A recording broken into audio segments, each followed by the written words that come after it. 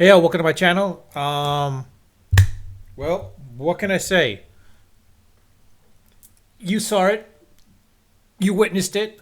I kind of said it. I've been saying it from almost the day he was drafted, practically in almost every channel when I was discussing about it. It showed basically what he is. He's not your starting QB1. He's maybe a backup at best. That's it. The fact that Daniel Jones showed his true colors.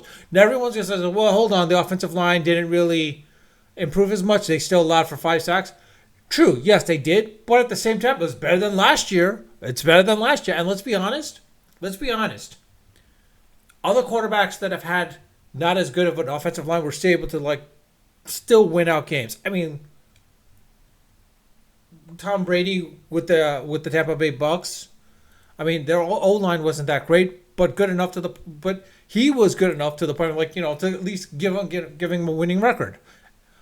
Similarly to, and everyone mocked me. Everyone mocked me when I brought out instead of signing Daniel Jones, we should have traded for a Baker Mayfield or God some way somehow giving up a eighth round draft pick, fifth round draft pick, or whatever, fourth at most, or maybe third draft pick for Baker Mayfield would have been good. Everyone mocked me. Look what he did. He ripped apart the team. Ripped apart the team.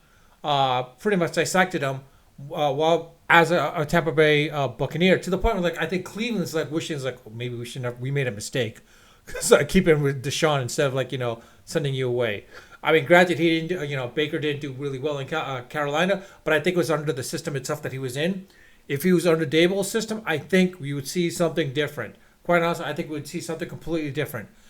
With Daniel Jones, it's showing that he is not your QB1. And the fact is, I hate to say this, but honestly, he's been surrounded. The fact that when they let Saquon Barkley walk, I was like, all right, this is going to expose and show every Giants fan what Daniel Jones is about. He said he was coming with the chip on his shoulder. Look, put it this way. The Giants were beaten by a journeyman, Sam Darnold. Sam Darnold should not have beaten the Giants. Now, granted, their defense and the secondary was picked apart. I'll give you that. But at the same time, Daniel Jones couldn't do what Sam Darnold did. I mean, granted, yeah, the Vikings defense was far better than they were 2 years ago. But at the same time, he had an offensive weapon. And you're going to say it was a way, again, he had no running game. Doesn't matter. He had the wide receiving core that he needed. He had the receiving core that he needed. When he threw the ball, he missed the mark for, I think, 60 to 70% of the time. I don't remember. I don't have the stats in front of me, unfortunately, and I'm too lazy to look it up right now. But you can correct me if you want to.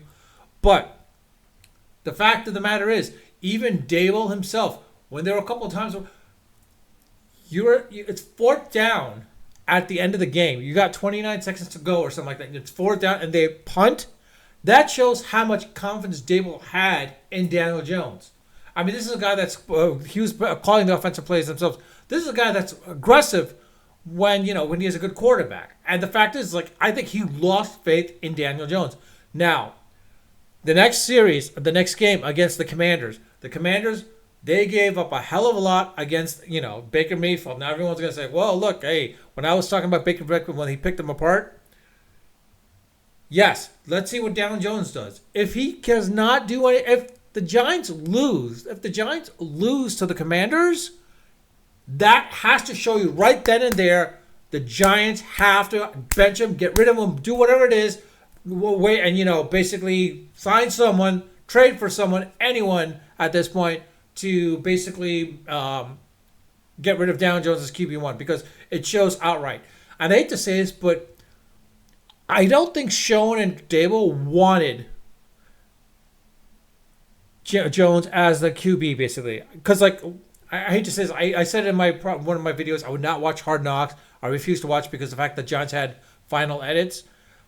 I kind of went back on my word on that. I actually did watch it, but it was showing basically the fact that Schoen is looking to trade up to get a QB, or even try to get some QB out there.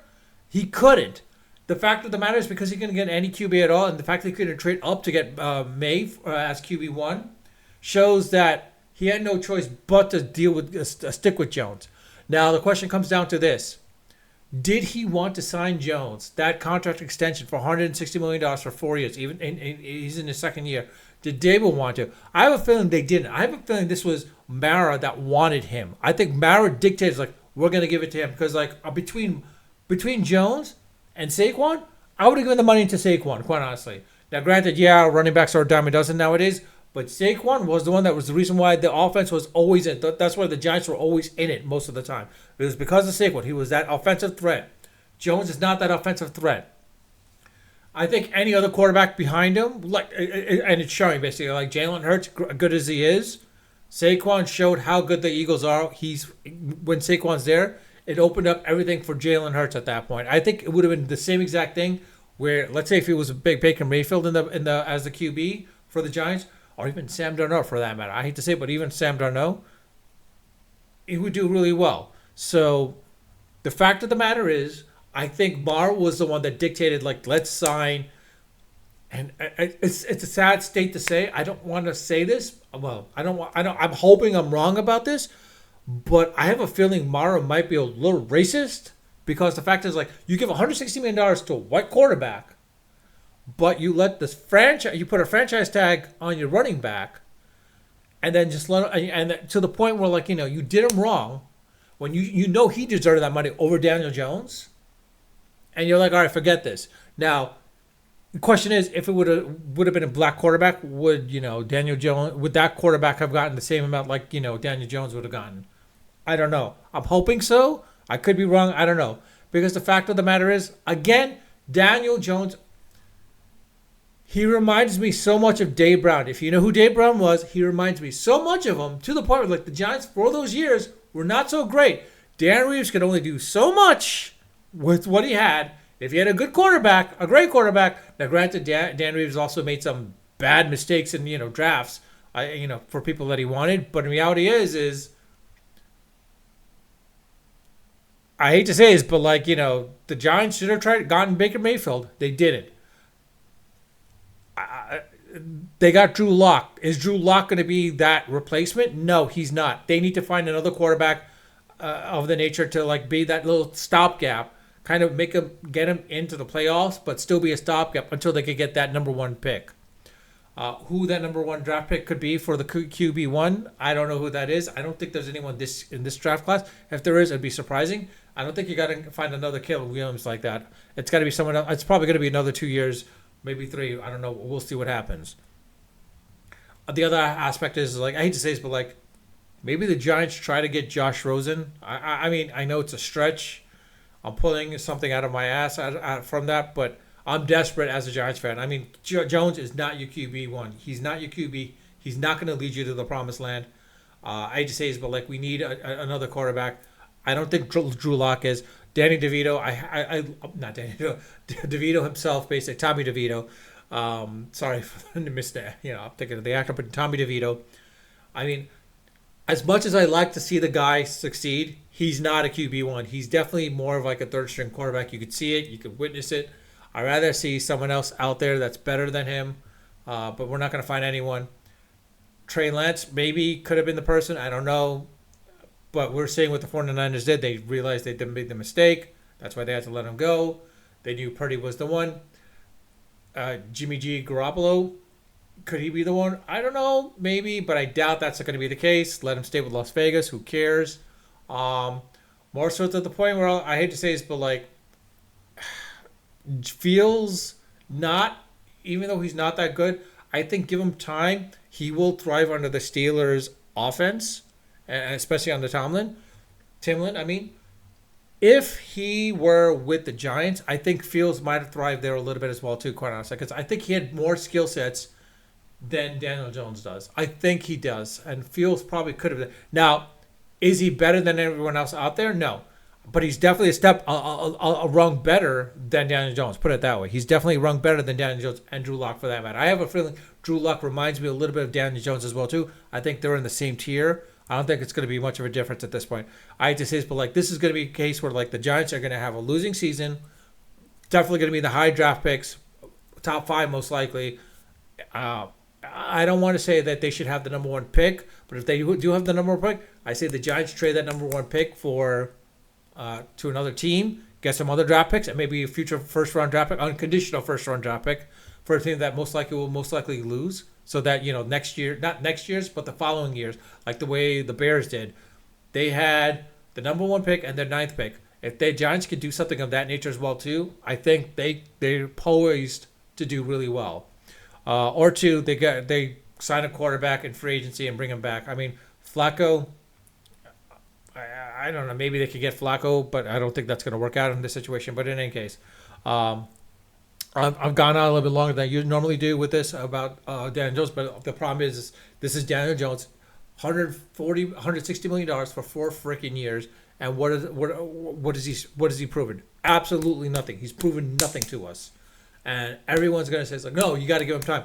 It's his sixth year with the Giants. He's proven nothing except for one playoff win. And I think that's a playoff win that he got by luck because they didn't understand or they didn't know how to defend him. Philadelphia knew how to defend him. And that's why they ripped him apart in the playoffs.